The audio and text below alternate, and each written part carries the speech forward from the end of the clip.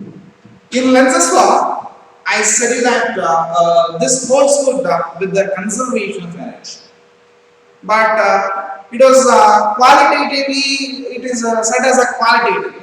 I mean, it is said as a theoretically, but we have not given any proof for conservation of energy in the case of lenses. But here now we have to see the qualitative approach towards the conservation of energy in the case of lenses. Okay. So to do this, again we are going to take the diagram which we have drawn for motion in the air. So this is for your understanding only, and it is not needed to draw in your exam.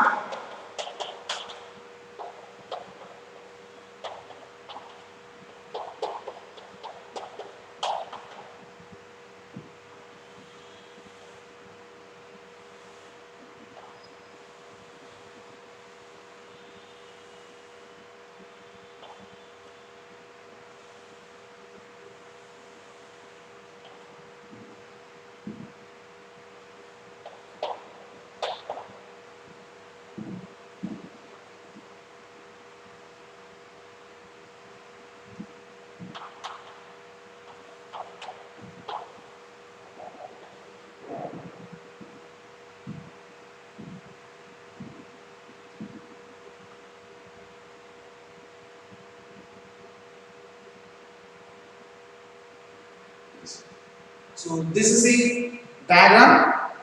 So where you can see this. Yeah. So the same diagram I have drawn here. So this is a rod PQ which has to move with the speed v.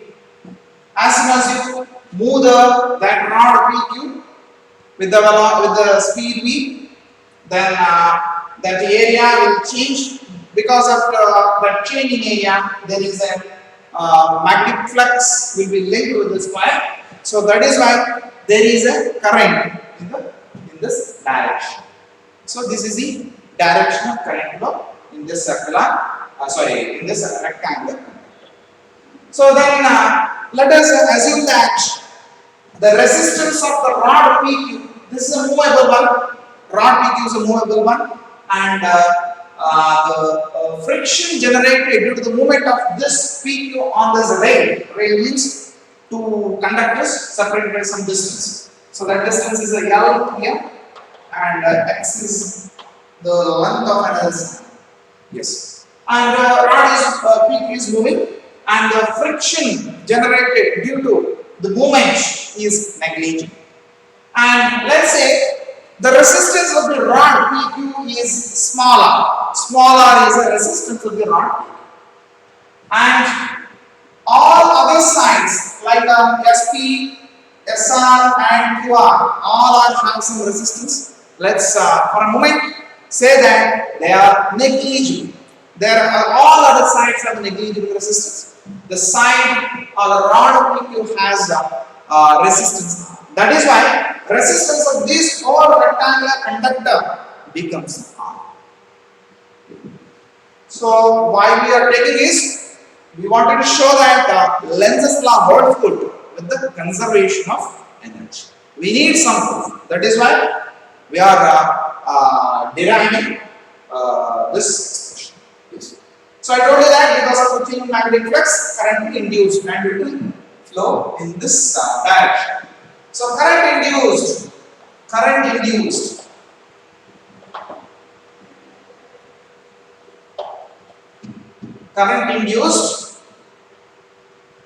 in the coil, in the rectangular coil, is I is equal to. I can find the current through this coil with the help of Ohm's law. Ohm's law says that potential difference across any conductor, current through any conductor is directly proportional to the potential difference across its ends. That is why Ohm's law, formula for Ohm's law is V is equal to I into R. Instead of taking V, I am writing as a E. E means it is an EMF, and E and V are one and the same. That potential. So let me write I is equal to E by R. I hope you understood why I have written this. E is equal to V is equal to I into R. I have taken R to the RHS That is why I is equal to E by R. So as soon as this current will flow because there is a potential difference developed. So that is a EMF developed. So EMF developed in a rectangular coil. We have already calculated it. And equation for that induced EMF in the rectangular coil is BLB. BLB by R. So this is the expression for the current, that is BLB. Now, see this is a rod being that has to move in the presence of a magnetic field with touching the two rails, two straight conductors, and which looks like because of it there is a potential difference induced, there will be EMF will be induced, and because of it the current will flow through this conductor in this way. But the charges will flow like this. We already know that I is a direction of conventional current. Okay, so charges will flow like this. Opposite to the direction of movement of charges, we represent the direction of current. That is I here. That is why we are drawing in an anti-clockwise direction. So we are moving towards this. So current will also flow through this. So charges will flow like this. So it looks like a current carrying conductor is placed in a uniform magnetic field. See here, this is a current carrying conductor. As soon as you move, take a very short interval of time. For that time, the rod PQ looks like a stationary.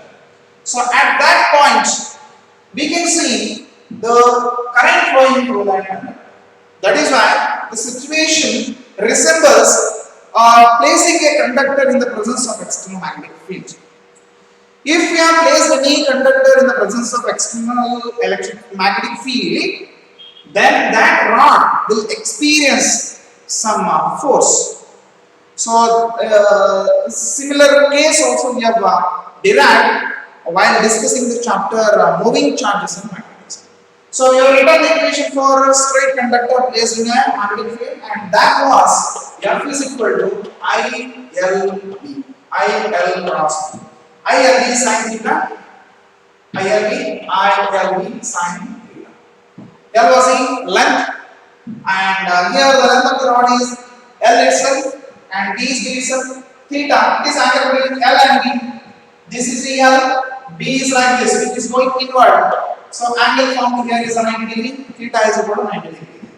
So let us write force on rod PQ due to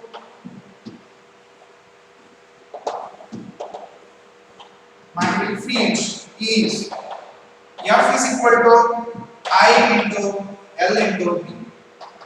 Now, let me write the equation for I. We already know it. Let's substitute here. So B L B by R. So already we have B here. B becomes B square. Already we have L here. L becomes L square. So B square L square V divided by R. So this is the equation for the force which acting on this rod. So that is the expression. So here charges are moving in this direction, and there is a force acting on that. That is F. F is equal to I L cross B, which is equal to B square L square V divided by R. Now, see here. Initially, I told you that the rod PQ has to move with the speed V. In order to move that rod, what we have to do is we have to do some work. We have to push it.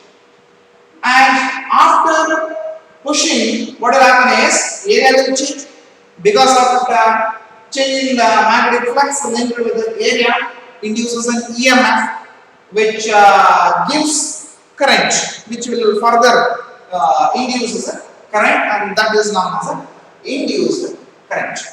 Yes. So you have understood. Initially, we have pushed the rod, and it is our mechanical work. Okay, that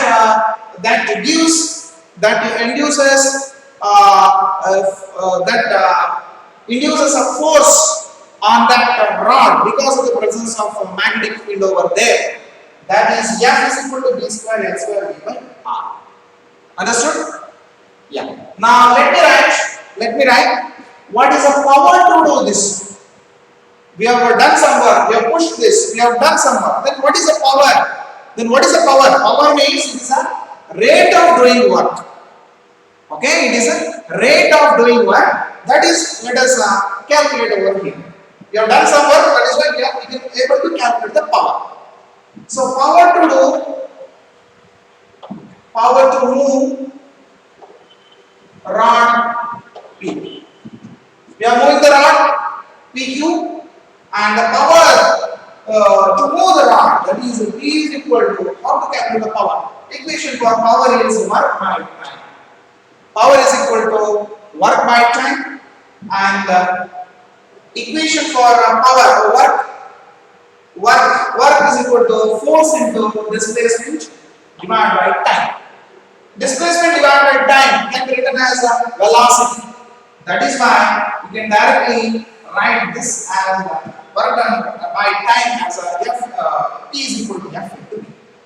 So let's substitute the value for F. So F is equal to what we can write is B square L square and V square.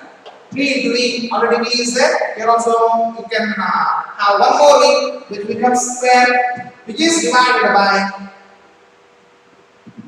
R. R is it? Yeah. B square L square V square divided by R. So this is the expression for power to move that rod. We have done some work. So power of that work is given by this equation. P is equal to B square L square V square by R. This work done is a mechanical one. Mechanical one means externally we have to do the work. So that is why there is a power B square L square V square by R. Then where does this work done go? That is what we have to find out. Because that is what a conservation of energy is. Energy neither be created nor be destroyed. It has to simply transform one form to another. So whatever the work we have done, that will induce as an EMF, which also tend to produce a current. So that current will flow through this wire. So as soon as it flows, it will generate heat. So there is a loss of energy. That means we can express it as a power loss. What is a loss of power? We have given some energy to some system. Then what is a loss in that power? I can give an example of bulb. Long back means maybe 5 to 6 years back, we were using tungsten bulbs. Nowadays we are using the LED bulbs, and before that the CFL bulbs are also we were using. And what is the advantage of these LEDs and CFLs over tungsten bulb? So tungsten bulb will very quickly heat it up. So that is why if you have given 100% of energy, the 60% of energy will be wasted as a heat energy. Okay. So if you take the CFLs or any kind of CFL or LED, if you are given 100% of energy, it uses 90% of it and it will lose only 10%. See, there is a loss of energy. Okay, so there will be some loss of power. So that is what we have to find out. Now, let it be like that. The power will be let it be like that. The work done is mechanical.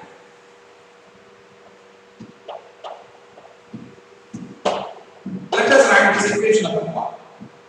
And power loss due to the movement of charges. Power loss in the coil is formula for power loss is I square into R. That is the formula for power loss. Or you can write V into I. You can write V into I or I square R. Let me write this equation I square R. R is the resistance. Total resistance of the rectangular loop is a R. So I is equation for I is current produced, that is we have written already. What you have written E divided by I is equal to, you have written E by R, that is why E is equal to BLV by R. Fine.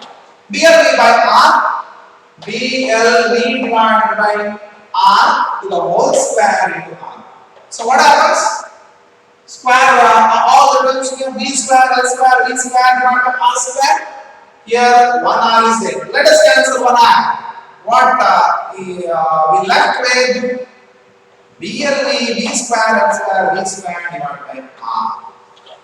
This is the equation for our loss in that rectangular conductor. Now let us compare the two equations, equation number 1 and equation number 2. What is the difference we can see? There is no difference in equation. All the terms are same. Both the equations are same. That is why even mathematically we can say that there is a conservation of energy in the case of a Lenz's law. There is a conservation of energy in the Lenz's law. So this is a qualitative study of that law.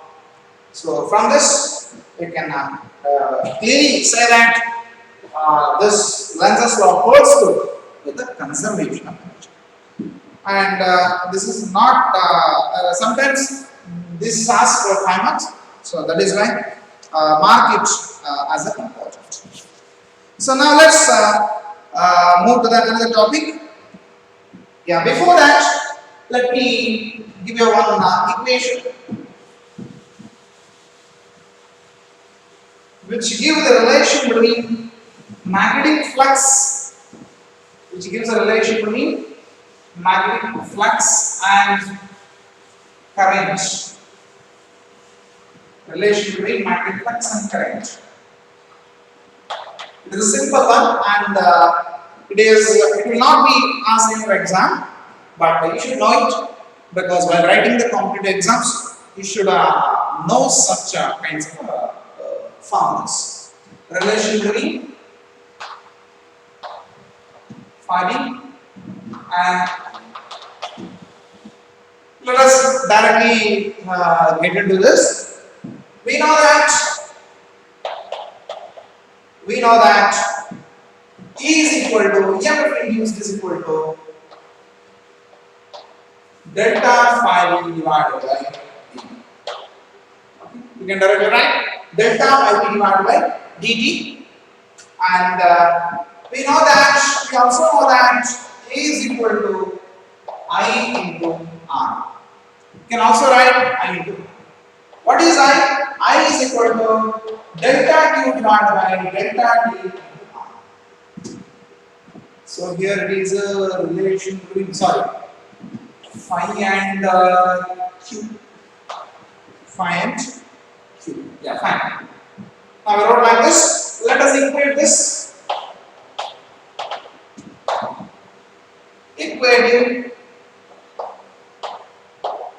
Let us equate the equation number 1 and equation number 2. So you can get delta Q by delta T into R, which is equal to delta Q by delta T. So delta T cancels out. You left with the delta phi B, and R is multiplying with delta Q. Take into RHS. That's why you get delta Q is equal to delta phi B divided by R. So see here, Q means it is a charge, number of charges. So the number of charges is present in any material is directly proportional to delta phi B. Means there is a large change in magnetic flux, then there will be large number of charges which will induce any conductor. And it is delta is inversely proportional to that resistance. As the resistance increases, number of the charges will decrease. Which means that current will decrease. So from this expression, what we can say is delta phi v is proportional to delta q means, which means delta phi v is proportional to I, because a flow of charges gives a current. So that is why when the magnetic flux linked with the coil becomes very high, then there will be a rise in a current. So this is what we can understand from this expression.